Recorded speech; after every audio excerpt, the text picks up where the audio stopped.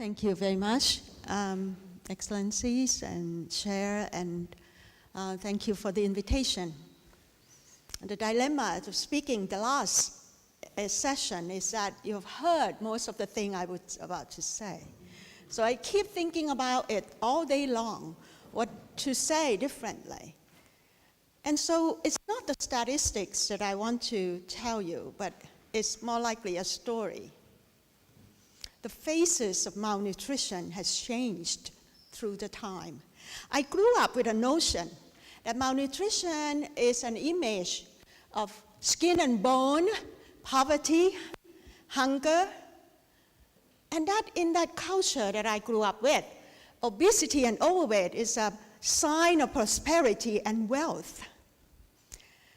So those are still the things in many cultures that they believe in. The science has shown us that the double burden happens in many countries where you have coexisting of undernutrition, overnutrition, and throughout the day you have heard about how bad that is. In billions, the staggering statistic. But the main thing about that is one can often ask, who is the hardest hit? The poorest countries. Why? Because they really have different burdens. They have the burdens, food insecure areas. They also have to tackle undernutrition and overnutrition that is rising very fast. Why? You've heard about the food system changing, urbanization. People has nothing to eat, and they can't afford it.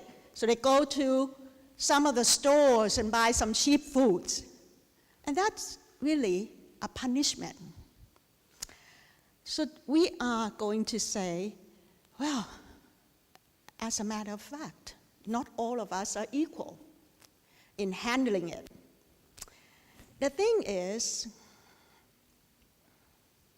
if we take a look at the area of the world, the Global Nutrition Report since 2014, I think that something is not coming, sorry, down.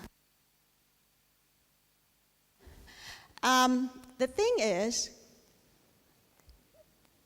we have been saying this since the first report, that the world is not free of malnutrition, that the areas that are really heavily burdened, Africa and Asia.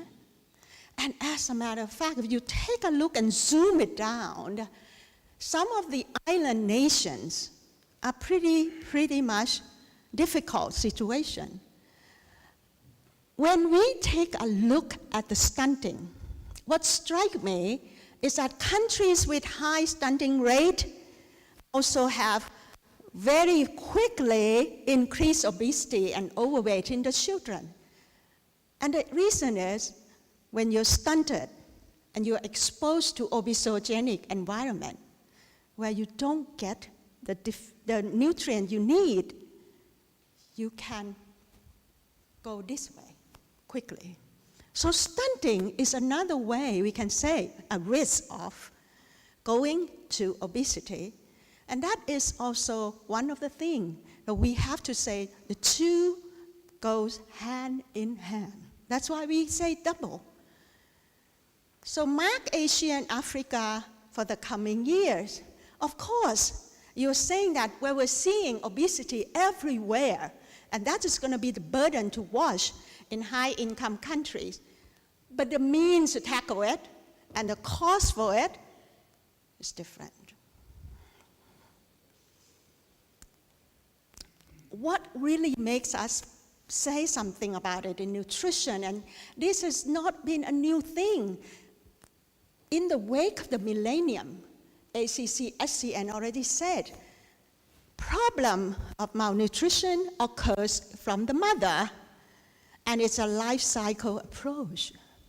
Mothers malnourished give birth to baby who are malnourished, who then, if you have a problem of environment then they don't have nutrient they need, they go into stunting, then they become mothers of another generation. So it's keep going.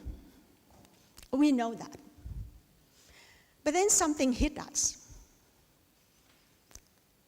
What hit us is that the obesity comes once they are thin, then when they eat something high energy, they really increase their weight. Thin at 2, and then increase weight exactly, predispose them to chronic disease. You're seeing, and we are seeing the record, 8-year-old child with diabetes. So it's becoming something to mark, and we are seeing more statistics that say low-income countries, the working generation is dying because of chronic disease. So the leader of that countries would have to think, my goodness, in the next decade, the working generation of my country are going to die. 1/3 of them. Some of the countries that needs to be concerned. What is going to become of that country? And these are poor. You're already poor. You already have a problem, a burden. You already lose the generation that is going to bring you bread and butter. So it's losing in every forefront. So what's the solution? Do we know what to do? In 2013, the Lancet series on maternal and child shed light on this and say that, okay, malnutrition is a life cause approach, so we have to do it right from the beginning. So we have to do it from the first 1,000 days, and you have heard about it. From pregnancy to the first 2 years of life, they are window of opportunity. So those has been more likely, countries know about it. Many countries are working on it. So let me show you that this is where the recommendation has, is that the solution is very much based on nutrition specific. If you do things that are more likely proven, you have this part of infant and young child feeding, and you have fortification, you have supplementation and diet diversification in one package. The things that we have to think about is that it's grouping into food, health, and care. So those three are the 3 pillars that you see, so that, the 3 boxes, those are the category.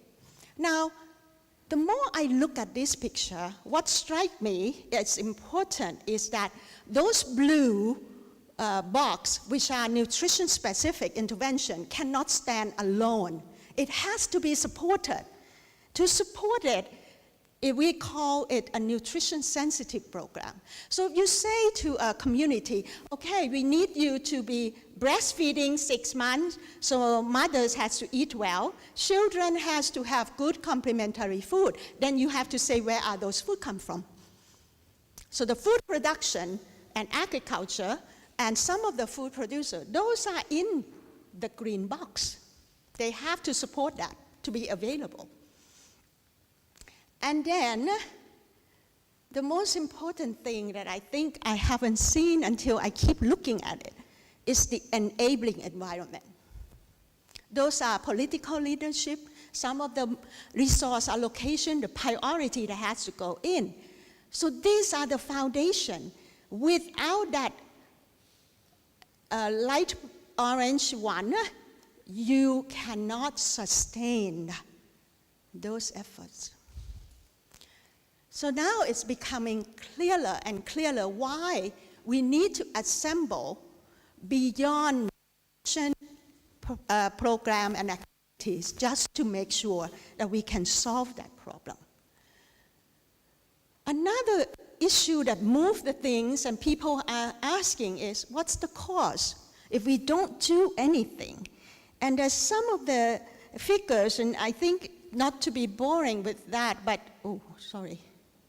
is that the cost of stunting is as much as 10% GDP, and the cost of obesity treatment in many countries go from 2 to 20% of GDP. So it's costly. Think of a country that has those burdens together, how much money they have to go for. More likely, they're losing, but then good news is that the benefit-cost ratio is if you do something about nutrition and scaling up right, the benefit cost is 16-1. So something that keep people on the go about there's something good about still doing nutrition is economically viable. And then something that comes to my attention, and for some of our people from India too, is that I pick Maharashtra as an example is because when I take a look at all the requirements in the Lancet, and I was trying to find an area that showcased those three elements has to be together. Bingo. It's in a small state of India, or maybe not small, but but it is in one area that shed light to that they can reduce stunting. What they put in there is all three pillars that we have seen in the Lancet. Whether they know the Lancet to do this or not, is that they did it right by compiling all three elements together. So they do the enabling environment, they do the nutrition program, they also do capacity in order to do something on that, as well as resource allocation. So those are the things that move it forward. And lately, when we take a look at nutrition, we can't help notice that in Millennium Development Goal, there's nothing that talks about nutrition. In Sustainable Development Goal in 2015, before that, Global Nutrition Report keeps moving, trying to, and many other initiatives internationally, trying to push nutrition. There's a reason for it. The reason is that out of 17 development goals, 12 has nutrition indicators. And it's relevant to it because by improving nutrition, you can move towards that goal. So nutrition is part of what we call that development agenda across. And in 2017, the Global Nutrition Report highlight that and say, oops, sorry, I always push the wrong button. Sorry about that. I'll finish it. The thing is, that development agenda makes me think about why nutrition has not been so much more likely a bigger push. We don't see faster progress. We're seeing small progress with slow.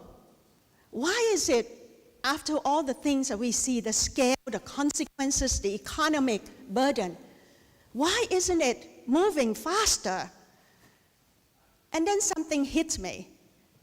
Because the game changer of malnutrition in all its form is not going to be coming from the nutrition community.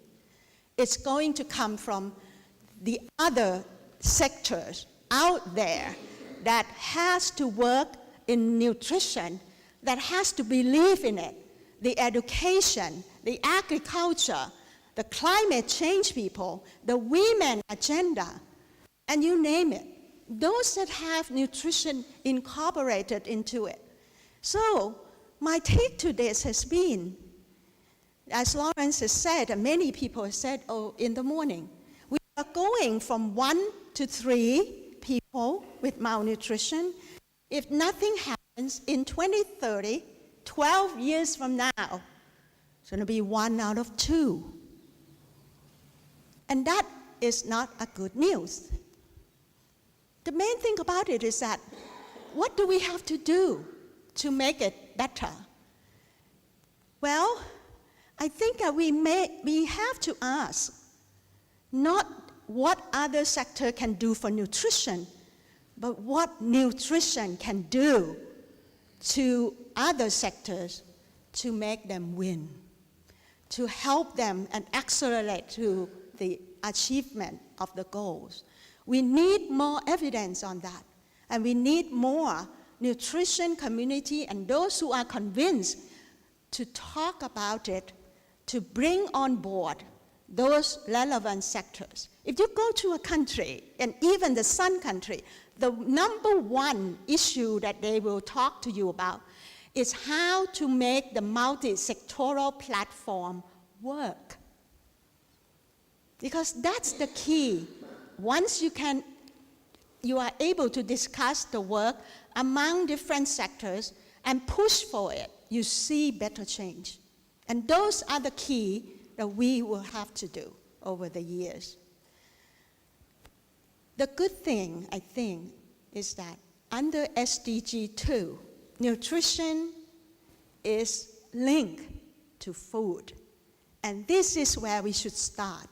Food is something people can understand. Food is the basic needs. Here is where we should start with.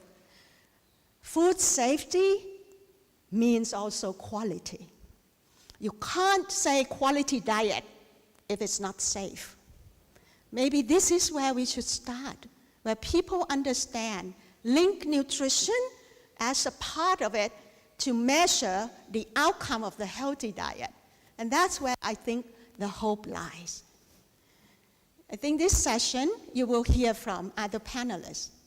I'm bearing the bad news, I think, but other people are going to tell you what to do. I put it in my abstract, why we cannot wait. And I think that there's a reason why. If we wait, if we do not do anything, that consequences that we are facing, and 10 years from now, we are going to still be talking about how to tackle all these burdens of malnutrition. So action now will need your help, particularly those of you who are not in nutrition field. We need you because we need to speak a different language. We need to convince others not in the nutrition field, those who can help us achieve it. So that is where I would end my presentation. Thank you very much for your attention.